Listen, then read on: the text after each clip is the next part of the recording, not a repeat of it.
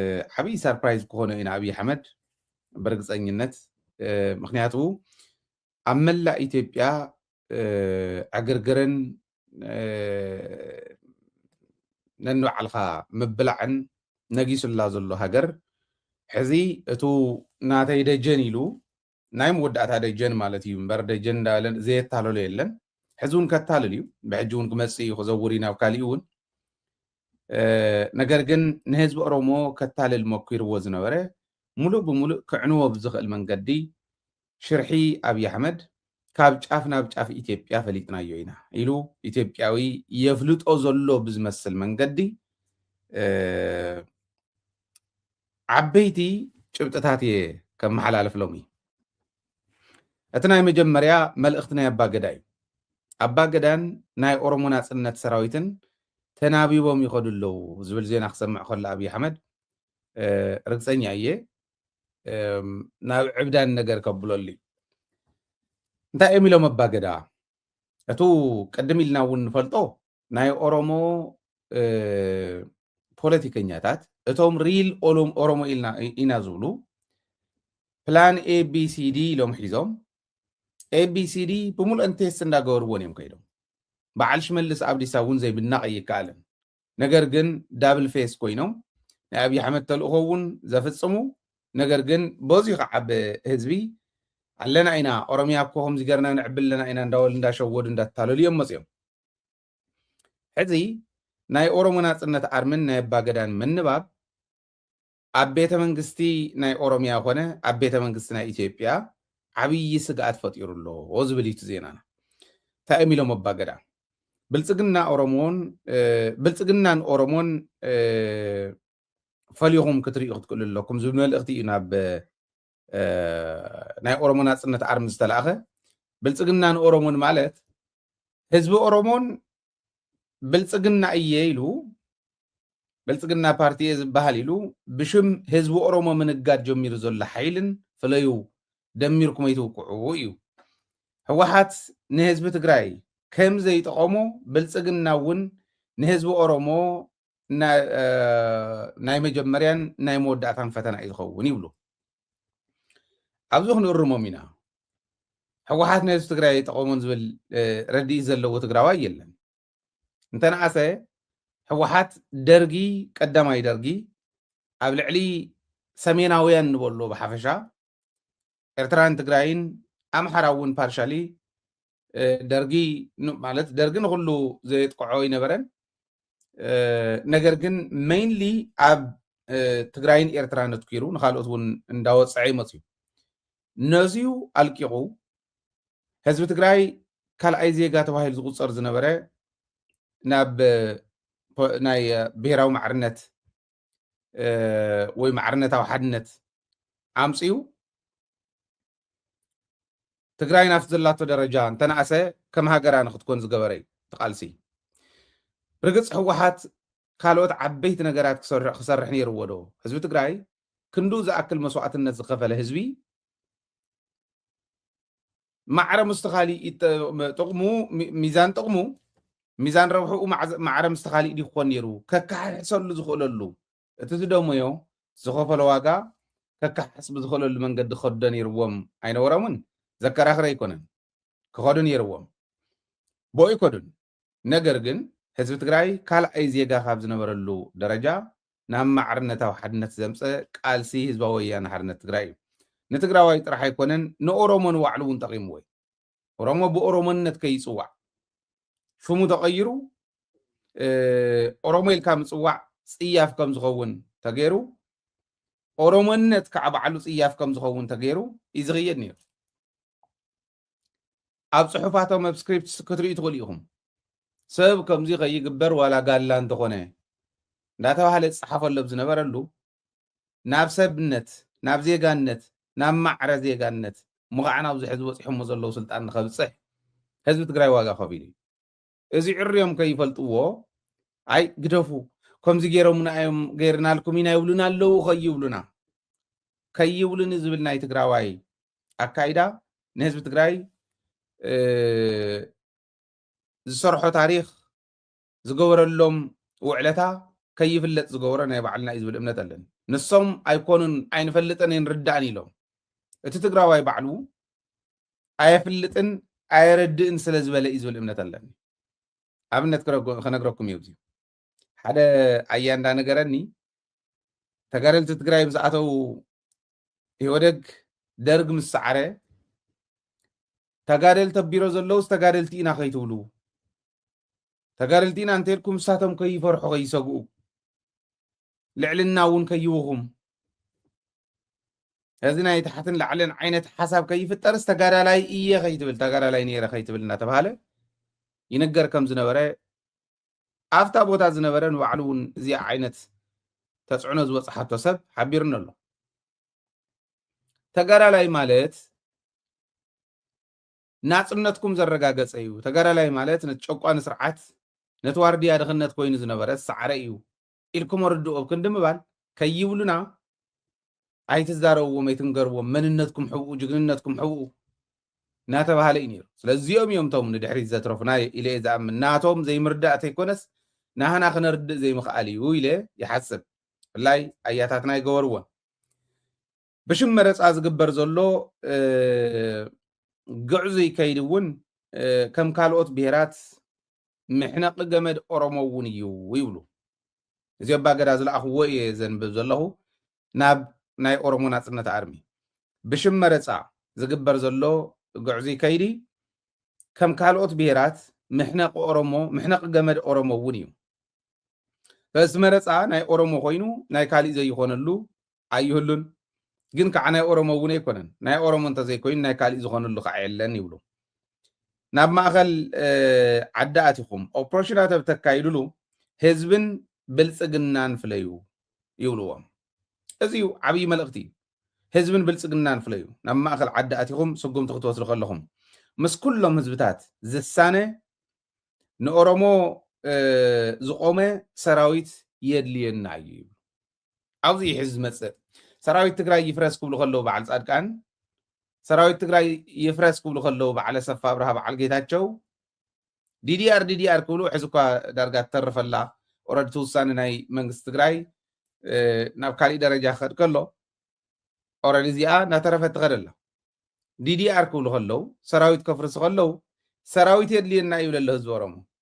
ህዝቢ ትግራይ እውን ሰራዊት የድልየኒ ኢሉ ሰራዊት የድልየኒ እዩ ምስ ካልኦት ብሄራት ዝሳነ ምስ ኦሮሞ ምስ ኣምሓራ ምስ ዓፋር ምስ ካልኦት ብሄራት ዝሳነ ዝሰማማዕ ናይ ትግራይ ሰራዊት እውን የድልየና እዩ ንብል ንሕና እውን ልክዕኹም ትዝበልዎ እንደንብል ማንም ትግራዋይ ኣዲስ ኣበባ ይሃሉ ትግራይ ይሃሉ ብሰራዊት ትግራይ ይደራደር እንተኢሉ እንተነኣሰ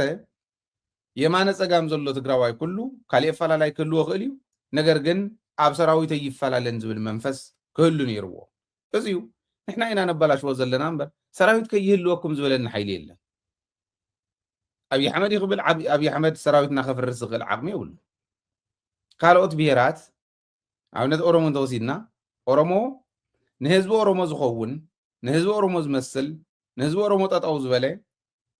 ምስ ካልኦት ጎረቤት ብሄራት ግን ዝሳነ ሰራዊት የድልየና ይኽብሉ ከለዉ ከመይ ዝበለ ዓዚም ክግበረልካ ከሎ ኢኻ ትግራዋይ ኮንካ ሰራዊት ትግራይ ይፍረስ ናብ ዝብል ካምፔይን ትኸይድ እዚኦም ይገርሙን እዮም ሓደ ሓደ ግዜ ዕሽነትና ለዋህነትና ከመይ ገይሩ የጥቅዓና ከም ዘለውን ብደንብ ምሕሳብ ወሳኒ ስለ ዝኾነ እዚዩ ንረኣይዎ ማለት እየ ብሰራዊት ትግራይ ኣይንደራደር እንተበልና ተጋሩ ኮይንና እንታይ እዩ ዝቁረፀካ ትኽበር እምበር ኣይትሓስርን ትፍራሕ እምበር ኣይትድፈርን ለዚ እዚኣ ኣብያቶም ዘላ ተጋሩ ካብዚኣ ክመሃሩ ኣለዎም ባህል እየ ግዜ ናይ ኦሮሞ እዩ ዝብል ኣረኣያ ትኽክል ኣይኮነን ሓደጋ እውን እዩ ኩሉ ንኽርዳእ ክትገብሩ ይግባእ ይብልዎም ንብልፅግና ኣይኮኑ ዝነግርዎም ዘለዉ ግዜ ናይ ኦሮሞ እዩ ተባሂሉ ኣዲስ ኣበባ ዝግበር ዘሎ ራእዩ ሕዚ ብህዝቢ ኦሮሞ ይነግድ ኣለዉ ህዝቢ ኦሮሞ ናብ ሓደጋ ክእትውዎ ይኽእሉ እዮም ኢልና ክንብል ከለና ኣብዚዩ ኣብ ደደቢት ብዙሕ ግዜ ክነልዕል ከለና ስኢልና ኣይኮንና ኣብ ልዕሊ ተጋሩ ዝበፅሐ ኣብ ልዕሊ ህዝቢ ትግራይ ዝበፅሐ ጀኖሳይድ ኢህወደግ ኣብ ዝነበረሉ እዋን ተጋሩ ጀነራላት በዚሖም ተጋሩ ሚኒስትራት በዚሖም ትግራይ ኣስፋልት ኳስ በወርቂ እያ ትሰርሕ ገባር ትግራይ ኣውዕር እኳ ከማሹ ከሎስ መብራህቲ ልችለዎ ብፍሉይ ከም ተጠቐምና ናይ ተጋሩ ግዜ ከም ዝነበረ ተገይሩ ተሓሲቡ ሓቂ ንምዝራብ እዚዩ ጉዕዙ የካይዳ ናይ ገሊኦም እዩ ናብዚ ደረጃ ዘውፅሕዎ ንህዝቢ ትግራይ ኩሉ ድሕንነት እየ ይብል ዘይኮነ እንዳሃሎ ኣቶም ሰብ ከምዚኣ ኒሃይልካ ሪፖርት ጌርካ ኣለሙ እውን ስጉምቲ ዘይወስዱ በቃ ኩሉ ድሕንነት እየ እንተኢሉ ትግራዋይ እንድሕር ከምኡ ኮይኑ ኣነ እውን ተኸቢረ ክነብር እየ ታሕቲ ተጋሩ ሰዲዱሎ ስለ ዝበሃል ኢሎም ናይ ባዕሎም ስልጣን ጥራሕ እንዳረኣዩ ኩሉ ድሕንነት ከም ዝኾነ እንዳተሓሰበ ኩሉ ይጥቀም ከም ዘሎ እንዳተሓሰበ ፀጥ እዮም ኢሎም መፅኦም ተምሃሮ ኮይና ኣብ ዩኒቨርሲቲ ኣቲናስ ሽጉጥ ኣለኩም እንዲዩ ንበሃል ነርና ያብ ኩሉ ከባቢ ካብ ትግራይ ወፃኢ ዝነበርኩም ምናልባሽ ኣብ ካልኦት ከባቢታት ኣይደኖ ከምኡ ዶ ነይረ ይፈልጥን ኣብታ ኣነ ዝነበሩ ኩሉ ከባቢ ዝነበርኩም ትፈልጡ ኢኹም ፅቡቅ ውፅኢት እንተምፂኹም ሰቂልኩም ተተሪፍኩም እውን ወያነ ሓጊዝዎም ወያነ መፅኡ ፈተና ይሰርሓለ እዩ ወያነ መፅኡ ትበላለ ይበንን እዚ ኩሉ እንዳተባሃለ እንዳሃለወ ባላንስ ምግባር ይተኻለ ነዚ ደሓነ ይምፅዎ ወላ ንኣብነት ሴኮትሪ መብዛሕትኡ ግዜ ልዕለ እየ ብጣዕሚ ዝፈትዎ ፖለቲከኛ እዩ ነይሩ ነብሲ ይመሓሮ ናይ ሃረማ ዩኒቨርሲቲ ቦርድ መራሒ ነይሩ ሴኮ ቦርድ ኣባል ነይሩ ዓብዱልዓዚዝ ኣቦ ወንበር ቦርድ ኣባል ኮይኑ ሴኮትሪ ይመርሕ ነይሩ መፅኡ ሓደ ግዜ መምህራን ኣኼባ ኣለዎም ሰራሕተኛታት ሓሳብ ኣለዎም ተባሂሉ ሕተሎ ተባሂሉ ነቲ ስታፍ ኣኪብዎ ኤግዛክትሊ ተንቅድም ኢለ ዝበልክዎን ተጋሩ ልዕልና ናይ ተጋሩ እኒሄ ጀነራላት ከምዚ እዮም ከምዚ ተባሂሉ ዝተዘረበ ሓንቲ ሕቶ ከሓተኩም ኢልዎም ሓደ ጀነራል ንምፍራይ 35 ዓመት የድሊ እንተነኣሰ ንሕና ኣብ 20 ዓመት ጀነራል ዝገበርናዮም በቋራጭ ብሄራዊ ተዋፅኦ ብሄራዊ ማዕርነት ናይ ብሄር ማዕርነት ክህልው ኢትዮጵያ ክንገብር ኢልና እዩ ሕጊ እንተዝህሉ ንሕና መተኸሰስና ትኽክል ኣይሰራሕናን ኣየናይ ብሄር እዩ 35 ዓመት ተቃለሰ እንዶም መራሕቲ ሰራዊት ትግራይ ተጋሩ ኣብቲ ቃልሲ ኣብቲ ዕጥቃዊ ቃልሲ ዝነበሩ ኣብቲ ሕሉፍ ዕጥቃዊ ቃልሲ ዝነበሩ 50 ዓመት ዝገበሩ ሕዝ ማለት እዩ እዚኣቶም 40 ገለን ኢሉ ሽዑ ከምኡ ስለ ዝነበረ 40 ገለን ዓመት ዝገበሩ ትረፉ ፅንሑ ኢልና ኣብ ኮሎኔልነት ኣብ ብርጋዴር ጀነራልነት እዮም ጠጠው ኢሎም ናይቲ ታሪክን መፃፃ ናይቲ ቃልሲ መፃፃ ምርዓይ ምንባብ ምሁርነት ማለት ጀነራል ስእልካ ብሓደ መዓልቲ ኮሆብ ለጢፍካ ኣለኹ ተሓደረ ይትኽእልኒ ኢሉ ብደንብ ገይሩ ነጊርዎ ኣይነበረን ነቲ ናይ ሚድያ ጉዳይ ነቲ ናይ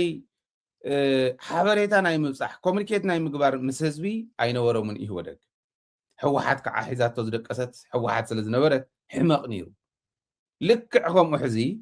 ናይ ኦሮሞ ግዜ ክበሃል ከሎ ፅባሕ ንጎ ንኦሮሞ ዝመፅእ ፀገም እኒሄ ፅባሕ ንጎ ንኦሮሞ ዝመፅእ ሓደጋ እኒሄ ይረኣየና ኣሎ እሞ እዚ ግዜ ናይ ኦሮሞ እዩ ዝብል ረኣያ ክእረም ኣለዎ እዚ ክትእርሞ ክትክእል ኣለኩም ኩሉ ንክርዳእ ክትገብሩ ኣለኩም ኢሎም ንናይ ኦሮሞ ናፅነት ኣርሚ ዝነገርሉ ሓደ ብልፅግና ስለ ዘይኣምኑ መንግስቲ ኦሮሚያ ስለ ዘይኣመንሉ ነቱ ናህና ሰራዊት ዝብልዎ ናህና ተቃላሳይ ዝብልዎ ግን ነጊሮም ኣለዉ ማለት እዩ እዚዩ ብክልቲኡ መንገዲ ዓበይቲ ኣስተዋፅኦታት ኣለዎ ንቃልስና እዚ ብደንብ ክንርድኦ ክንክእል ኣለና እዩ ምስኡ ተታሒዙ ፍሉይ ሓይልን ኣድማ ብተናን ናይ ኦሮሚያ ናብ ቤንሻንጉል መዲቦም ናብ ቤንሻንጉልን ጋምቤላን መዲቡ መንግስቲ ኦሮሚያ ሓዙ እዚ እውን ብጣዕሚ ወሳኒ ነገር እዩ ናብ ቤንሻንጉልን ጋምቤላን ክምድብ ከሎ ክልተ ነገር ተፈጢሮም እቲ ሓደ ቤንሻንጉልን ጋምቤላን ሕዚ ኣብ ሱዳን ቦርደር ስለ ዘለዋ ኣብ ደቡብ ሱዳንን ኣብ ሱዳንን ቦርደር ስለ ዘለዋ ኣብቲ ከባቢ ውግእ ይካየድ ስለ ዘሎ ናይ አርኤስኤፍን ናይ ሱዳን ሰራዊትን ውግእ ስለ ዘሎ مسعر يسيف تسلفو نا إثيوبيا سراويت واقع سلازلو أمونغو سودان إثيوبيا نون حلف إلو ناي درون متقعتات يقبر سلازلو ولا ناي مسايلات متقعتات ون يقبر سلازلو نا بنشانغول نا غامبيلان كتووم كلو مس سودان كواغونا أيوم يلوم وينا مسعر يسيف حقوز يلوم كتفونا يميلوم بمولهم دارغا እቶም ንጋምቤላን ቤንሻንጉልን ተመደቡ ናብ ናይ ኦሮሞ ናጽነት ሰራዊት ከይዶም ምክንያቱ ኣብ ጋምቤላ ዳርጋ ፍርቂ ጋምቤላ ናይ ጋምቤላ ናጽነት ሓይልን ናይ ኦሮሞ ናጽነት ሰራዊትን ዘለዎ እዩ ቤንሻንጉል እውን ከምኡ ተስተ ሓደ ነገር ተፈጠረ ምስዮም ከዋጉእናዮም ሱዳን ምስ ደቡብ ሱዳን ካልኦት ጣጣ ክፍጠሩ እዮም ኢሎም ሰጊዮም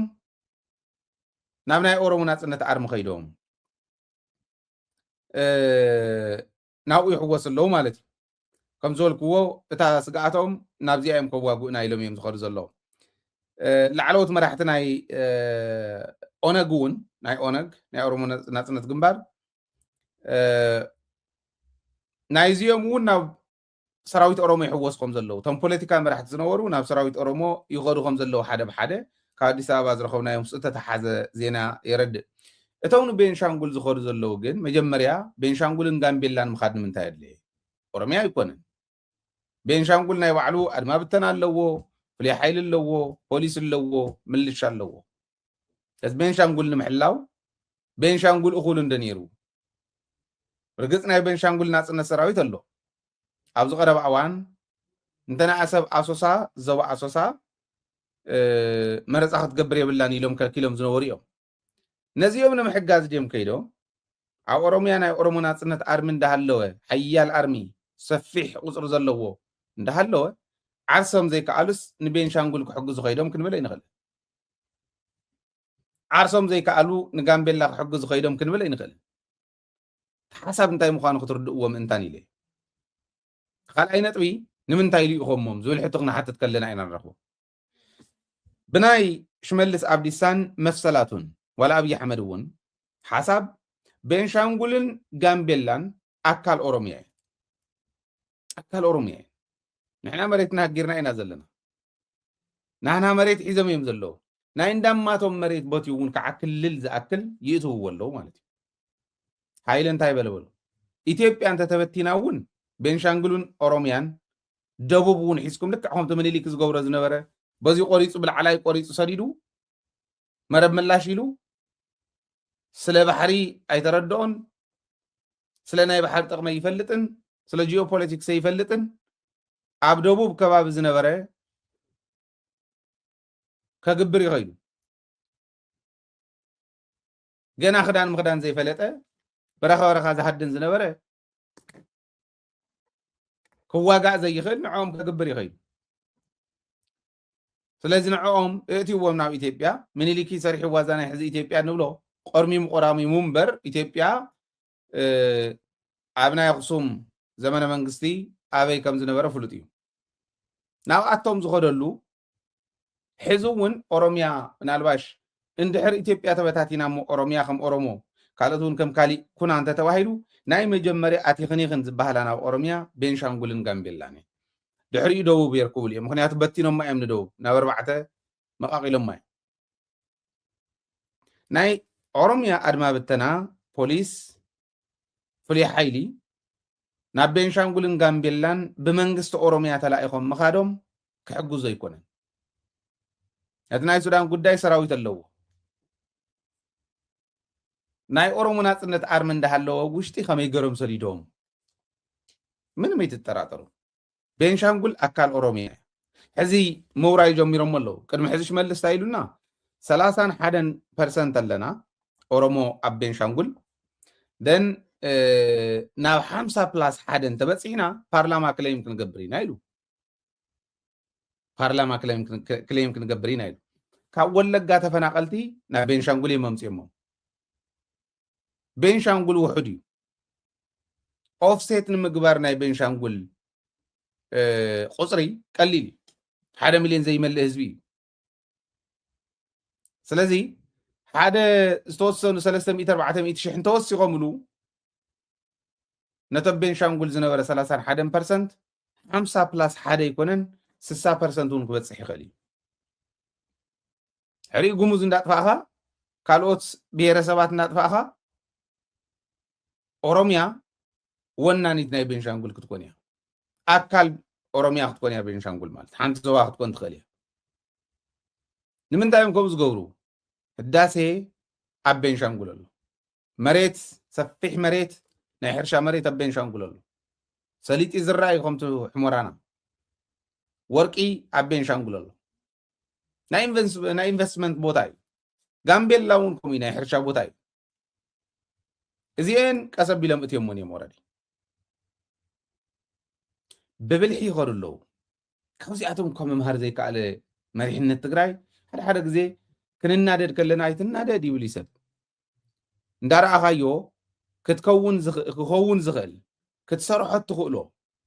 ሓቢርና እንተ ንኸተናቢብና እንተ ንኸድ ንብሎ እንተ ዘዳምፁና ክሰርሕዎ ዝኽእሉ ነገር ክሓልፎም ከለኻ ምርኣይ ንላዕሊ ዘናደድ የለን ንሕና ናይ ካሊእ እንደሊ ኢና ይበልና ግን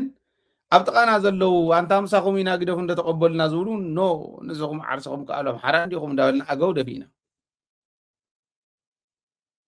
ካልኦት እውን ብላዕላይ ደፊእና ብታሕታይ ደፊእና ናህና ነገር እኮ ዝገርም ኮዩ ድፉን ወዲ ድፉን ይመርሕዎ እሞ ደፊኖም ካይተርፉ ሕዚ ንሕና ቃልስና ነተናህና መሬት ክነምልስ እዩ ናይ ኦሮሚያ ቃልሲ ቤንሻንጉል ሕጋዊ ምግባር ጋምቤላ ሕጋዊ ምግባር ናይ ደቡብ ብሔር ብሔረሰባት እውን ቀስ ብቀስ ሕጋዊ እንዳገበርካ ምኻድ እዚ እዩ እዚ እስካዕ ንገብር ትግራይን ኣምሓራን ኣብ ውግእ ክነብሩ ይደልዩ ትውግእ ጠጠው ክብለ ይደልይዎ ከምኡ ከይመስለኩም ስኢሎ ከይመስለኩም ትውግእ ጠጠው ክብለ ይደልይዎ እንተኽኢሎም ነንባዕልና እንዳዋግኡ ክቆፅሉ እዮም ምስ ኤርትራ እውን ምስ ኣምሓራ እውን እንዳዋግኡና ክቆፅሉ እዮም ከዋግኡና ከውድኡና ስለ ዝደለዩ ኣይኮነን ኦሮሚያ ክትስራሕ እንድሕር ኮይና ናፅነት ከምህር ዝኽእል ዋላ ዳሕና ይእትዎም እንተጋሩ ናብዚ መፅኦም እንታይ ከይሕድጉና እንደይበሉና እንታይ ከይንሕድጎም ኣይንዳረትን ንስ ከይንሕድጎም ወይ ምስ ፍሕፍሖም ግደፉ ኢልና ከይንቃወሞም ኣይኮነን ናፅነት ክተምህር እትኽእል ዓዲ ስለ ዝኾነት ትግራይ ክቃወምዋ ከብልዕዋ ናፅነቶም ንሶም ቦት ዝደልይዎ ደረጃ ናይ ባዕሎም ሃገር እስካዕ ዝምስርቱ ክቃወሞም ዝኽእል ሓይሊ ጠጠው ናይ መበሊ ስትራቴጂ እዩ ሓሲቦሞ ዝነበሩ ኤርትራን ትግራይን ይባላዕ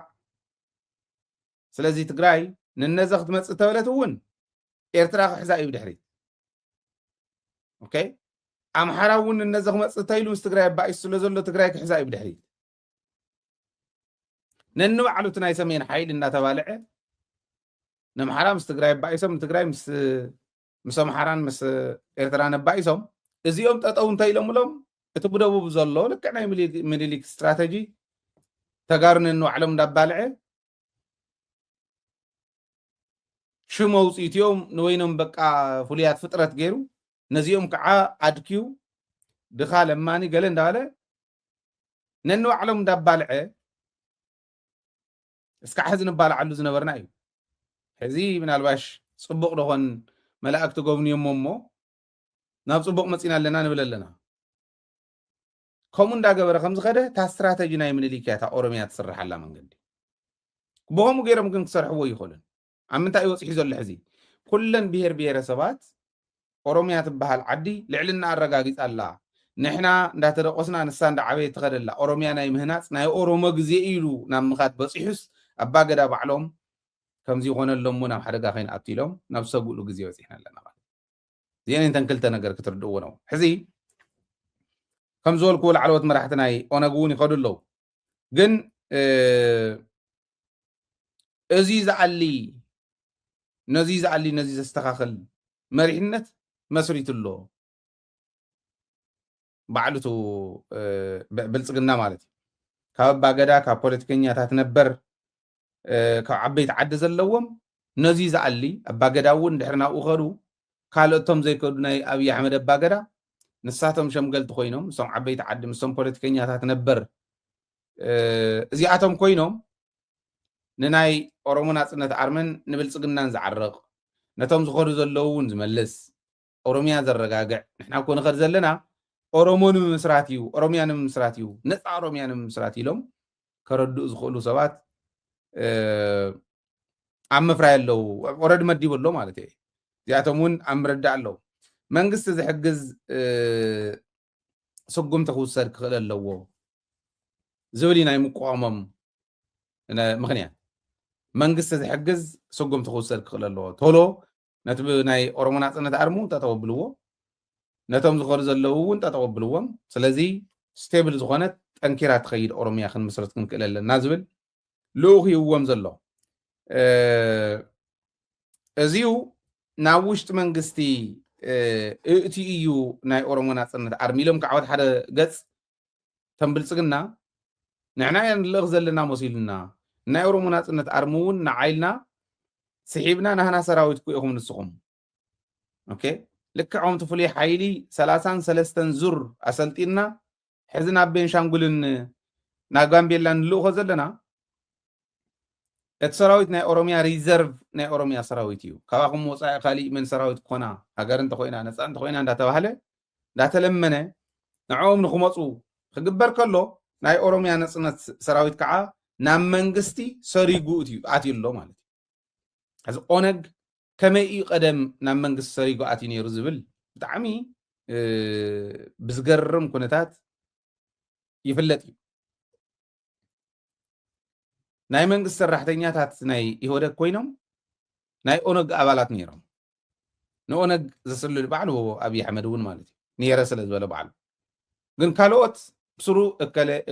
ዝበሃል ኣወዳድባ ናይ ባዕሎም ብኦሮምኛ ኣለዎም ኣብ በብውዳብኦም ኮይኖም ናይ ውዳበ ረብሓ ብተግባር ዘረጋገፅሉ ግዜ እዩ ነይሩ ማለት እዩ እዚ ክንርድኦ እዩ ዘለና ከምኡ ነይሩ ኢህወደግ ይፈልጦ እዩ ድሕነት ናይ ኢትዮጵያ መንግስቲ ብዘመነ ኢህወደግ ብደንብ ገይሮም ፈልጥዎ እዮም ይሰርሕሉ እውን ነይሮም እዮም ሓደ ፅሑፍ ኣነ እውን ኣቕሪበልኩም ነይረ ናይ ተወልደ ኮሎኔል ተወልደ ገብረትንሳኤ 2007 ከባቢ ንናይ ፖሊት ቢሮ ናይ ህወሓት ዝሃቦም ከመይ ይሰርሕ ከም ዝነበረ ብጣዕሚ ዝገርም ፅሑፍ እዩ ባይዘ ወይ ንብዙሓት እውን ሂቡ ነይሩ እዩ ይመስለኒ ብዙሓት እውን ቢበይ ገለ ዝብሉ ኣለዉ ብጣዕሚ ዝገርም ፅሑፍ እዩ መን ከም ዝመርሖ ኣበይ ማእኸሉ ከም ዝነበረ ኦኬ ናይ ጀኖሳይድ ተፈፂሙና እዩ ዝብል ሕቶ 5 ሚልዮን ኣምሓራ ጠፊኡ ኢሎም ዝዛረብሉ ዝነበሩ ዓንዛር ወዲ ዓንዛር ኣበይ ጠፊኡ እንተልካዮም ዝረኽብሉ ነገር ዘይብሎም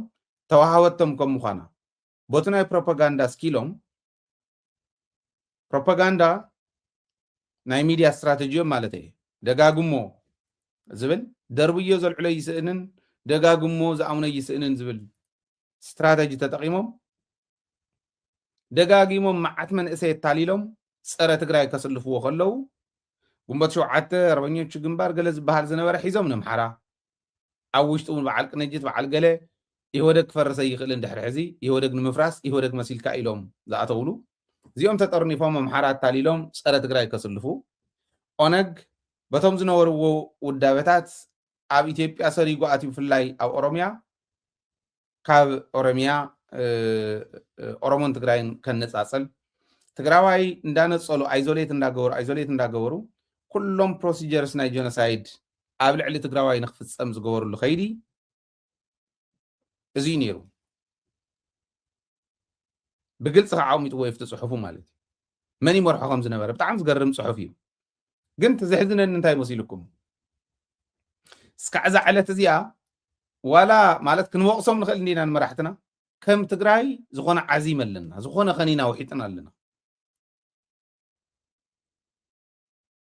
ኣብቲ ወሳኒ ዝኾነ እዋን ዝፈላሊ ኣብቶም ወሰንቲ ዝኾኑ ነገራት ሓቢርካ ንዘይ ምስራሕ ዝገብር ሕዚ ሚድያ እንዲ ዓቕሞም ከም ፀላእትና ብሚድያ ገጢምና እንተስዒርና እዮም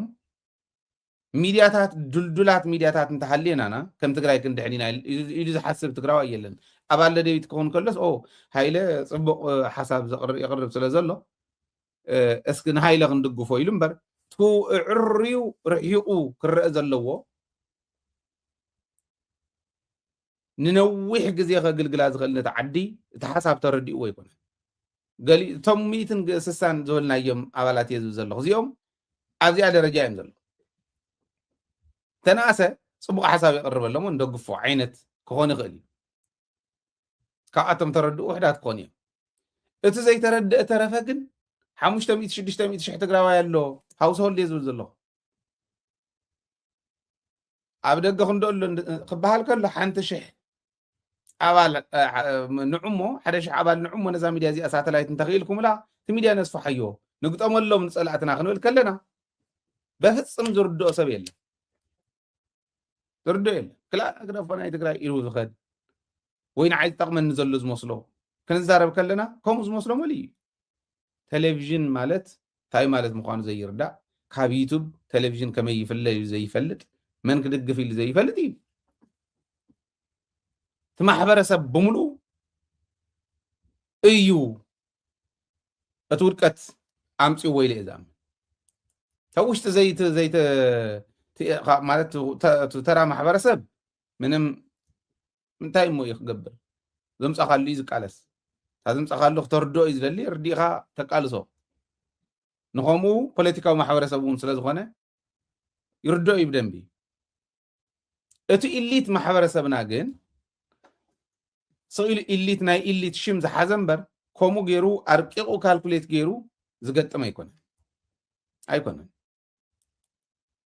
ከምኣ ስለ ዘይኮንና ንሕና ንሳቶም ግን ብኡ በሊፆምና ስለ ዝኸዱ እንታይ ገይሮም ኦኤምኤን ሒዞም ትግራይን ኦሮሞን ነፃፂሎም ኢሳት ሒዞም ትግራይን ኣምሓራን ተረፈ ማሕበረሰብ ኢትዮጵያን ነፃፂሎም ስለዚ ትግራይ ኣይዞሌትድ ኮይኑ ሓደ ስቴጅ ናይ ጀኖሳይድ ንስ እዩ ሓደ ደረጃ ናይ ጀኖሳይድ ንስ እዩ ኣይዞሌት እንተጌርካዮ ድሕሪኡ ኸ እንታይ ገይሮም ሌባ ዝብል ናይ ትግራዋይ ካራክተር ገይሮም መራሕትና እውን ምንም ዘይጣዕሙ ባዕሉ ጃዋር እውን ኣድሚት ዝገበሮ ኣባይ ፀሃየ ክሰርቕ ዝረኣዮ ሰብ የለን ንሕና ኮነልና ኢና ነባይ ፀሃየ ንስዩም መስፍን ነቦይ ስብሓት ንዕኦም ናይ ካራክተር ኣሳሲኔሽን ንፈፅመሎም ድሕሪኡ በቃ ትግራዋይ ክንፀል ኢልና ኢና ሰሪሕናዮ ኢሉ ለት ትግራዋይ ፈገግ ይብል እንደም ኣድላይ እንተኮይኑ ክስሕቁ ይኽእሉ እዮም ናህና ፖለቲከኛታት ሽዑ ከምኡ ክብሉ ዋው ከምኡ ኢሎም ዶም ሰሪሖም እዞም ጉዳማት ኢሉ ክስሕቅ ይኽእል እዩ ዝርድኦ ግን ሕረር እዩ ዝብል እንተናእሰ ኢሳት ከመይ ድጋፍ ከም ዝነበረ ትፈልጡ እዩ ኦይሜን እውን ከምኡ ማለት እዩ ክስራሕ እንተኮይኑ ሞኒተር ኢኻ ትገብሮ እምበር ቀይድካ ይኮንካ እንትሕዘ ተቐይድካዮ ትቕየድ ብዝኾነ ከምኡ ገይሮም እዮም ከይዶም ክብለኩም ደልየ